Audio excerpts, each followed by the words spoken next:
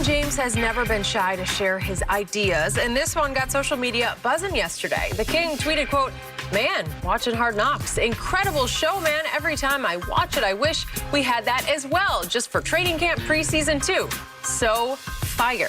Shannon, would you like to see an NBA Hard Knocks? I would, Skip, but it's so different because the NBA is based on stars, and Hard Knocks is kind of real about an underdog story. Yep. It's about these undrafted it's about a guy that was on the practice squad. True. So how do you sell that in the NBA when we hear so few of these stories about a guy that wasn't drafted and turns out to be a Johnny Randall or a Wes Welker or a Rod Smith? So, but I would, but you'd have to it's going to have to be the Nets or it's going to have to be the Lakers, or nobody's going to be interested. They could just switch every other year, Lakers, Nets. I'd watch that. Basically. But did you see how fired up LeBron James is about his and my Dallas Cowboys? That's the one thing we share. How many fire emojis did he put? Like 8? But unfortunately, they're not going to be fire. Huh? Well, he thinks they are. Oh, that's okay. So he says he just can't watch this enough, man. He can't get enough. It's Skip. It's good TV. It is. Yeah. But I just don't know how it would play in an NBA locker room, Skip, because what's going to be the story? LeBron, KD, maybe you could do it simultaneously. Maybe you have to do 2 of them. Yeah. I would watch it. I know you would, because you be trying to pick LeBron apart. I don't want LeBron to be no part of it, because you're going to pick apart, well, why LeBron get in the cold tub? Michael Jordan never got in the cold tub. Why is LeBron taping his ankles? Jordan never taped his ankles. The whole hour would be LeBron working out, right? Oh, you know that. You know you got to get them abs right. Yeah. And LeBron working the sideline again. Well, listen up here. Shaquille O'Neal may have been one of the most dominant players in basketball history, but he's also surprisingly humble. Shaq shared a list on social media yesterday that listed him as the 4th best center in NBA history behind Kareem, Chamberlain, and Bill Russell. And O'Neal captioned the post simply, quote, "I agree." Shannon, do you agree with Shaq agreeing with the ranking? I do, Skip. I have him fourth on my list.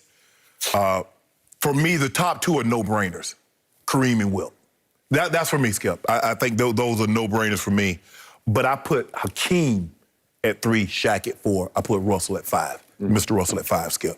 Hakeem won the league's MVP. He was a 2-time Finals MVP, 2-time Defensive Player of the Year, and one of 4 men to have a quadruple-double in the game.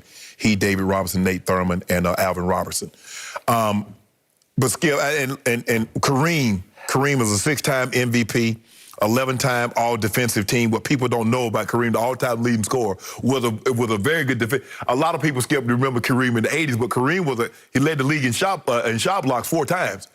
So for me, Skip, I agree with Shaq, but I will say this. Had Shaq had the mindset, says, you know what, I'm going to work my tail off every single year. Had Kobe's mindset or a LeBron mindset about off-season conditioning, there's no question in my mind, Shaq might have been the greatest player ever. He had that kind of ability. You will never, ever see again in your life a man his size as quick. Shaq can run. I bet Shaq can run, Skip, in his prime. If you lined him up at 330 pounds, Shaq probably could run, I'd say, a 4.6, 40. He had Skip. I don't know if I could go 4.6, but below 5, which would be... No, he'd be 4.6, 4.7, easy. He had that kind of ability. But I agree with Shaq. But if I could, and you'll understand this, Skip, I believe Shaq was more dominant than Hakeem, but I believe Hakeem was the better player. That's where I'm at. Okay. You were actually heading in my direction.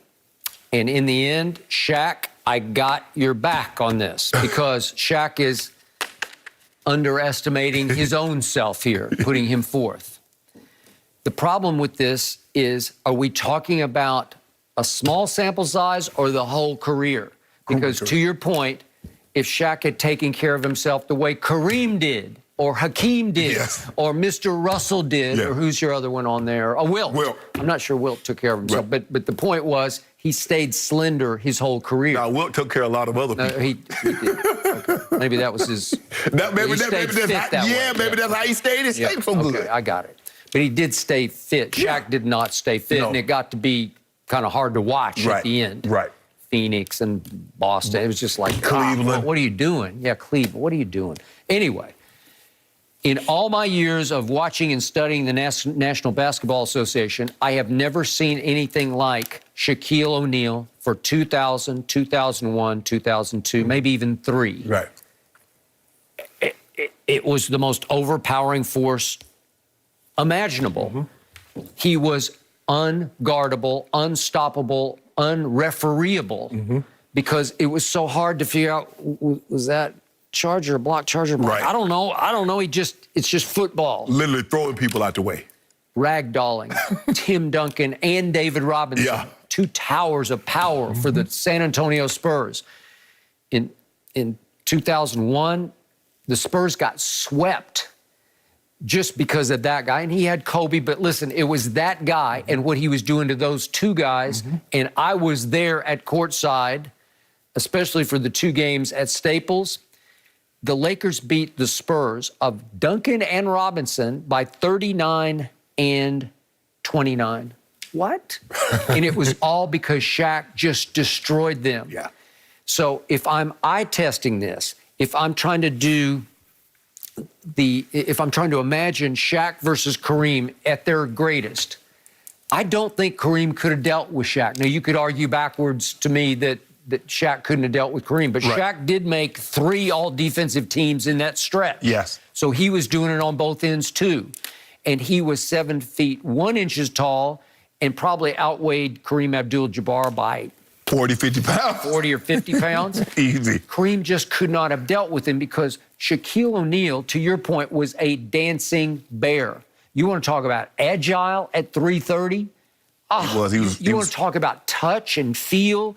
And in that greatest, his MVP year in 2000, look at this. He led the league in scoring with 30. He led the league in rebounding with 14. He also chipped in with 4 assists a game, which was his career high. Well, that's just like too good. Yeah. Nobody could deal with that, and that was the only MVP one, but he also led the league by making 57% of his shots unguardable. Right.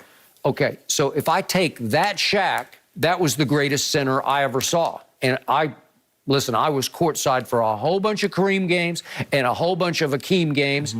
I watched Bill Russell a lot on television. I did not go to his games. Right. And Wilt, I barely saw. Right. And I just see the numbers, and they're ridiculous. Yeah, I mean, he got numbers, Skip. You might as well just take him out because no rookie is ever going to average 37 points a game. Nobody's ever going to score 50. Nobody's going to score 44. Average 25 rebounds. Average 23 rebounds for a career. That's never going to happen, Skip. Those records will never be broken. Never, ever, ever. Who at 6 feet 9 inches tall kept outplaying 7 foot 1 inch Wilt Chamberlain, the Big Dipper?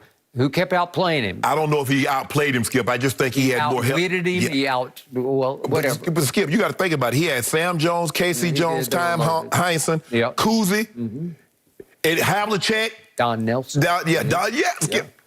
No, I got that, but I'm just doing it in my mind's eye. Okay, you took I a think sample Shaq size. would have terrorized Wilt. I do. You took a sample size, but if you take the body of work, you look at Kareem. Kareem was 11-time All-Defense. He was a 15-time All-NBA player, 19-time All-Star, a 6-time NBA champ, 6 MVPs. Got it. All-time leading scorer, the 3rd all-time leading rebounder. It. I love it all. Head-to-head, in their primes, he could not have dealt with Shaquille O'Neal. Skip, ain't nobody dealing with that sky hook. We can talk about Jordan. We can talk about KD had the pull-up. We can talk about Kobe's fadeaway. The most unstoppable shot that God has ever created a man to be able to do was the sky hook. Shaq would have bothered him. The sky hook. And then Shaq would have terrorized him.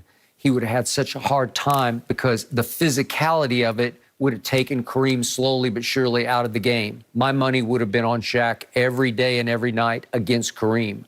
I know Kareem's game. I got it. It was a finesse game. Yes. It was a pretty game. Yes. This was ugly basketball. I mean, Kareem's second year, Skip, he was 32 and 16. Now, look, this was the golden era of the big man. Kareem, Hakeem, Robinson, Shaq, Patrick Ewing, Rick Smith.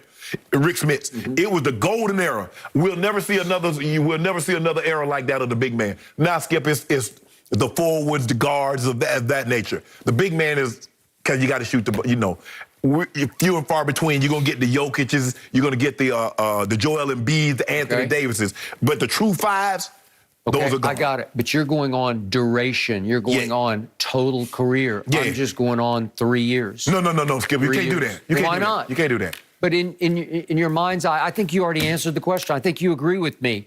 Like one game.